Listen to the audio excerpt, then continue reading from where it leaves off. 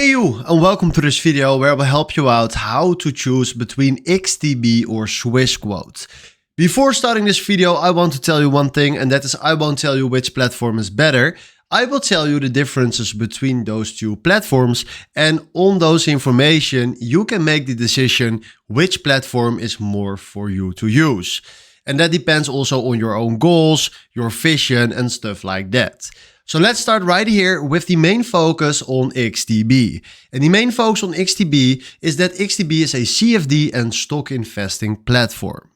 The main focus on Swissquote is that Swissquote is a Swiss banking and multi-asset investing platform.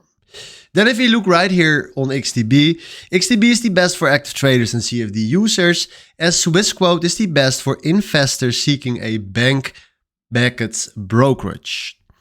So if we look to the trading tools, XTB has advanced charting, CFDs, stocks and ETFs, and Swissquote has stocks, ETFs, forex, CFDs, crypto and investment products.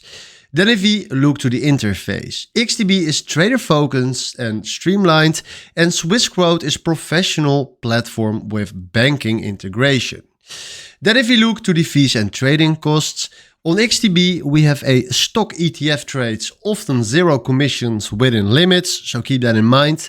And the CFDs use spreads plus overnight fees.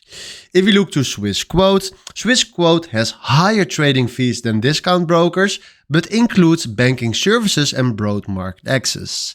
So if you ask me, many investors use XTB for active trading, CFDs and commission-free stock ETF investing, of course within limits, and many investors use Swissquote for bank-backed investing, global market access and a wide range of investment products.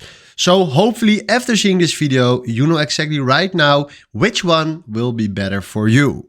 Then for now, thanks for watching and have a wonderful day. Ciao.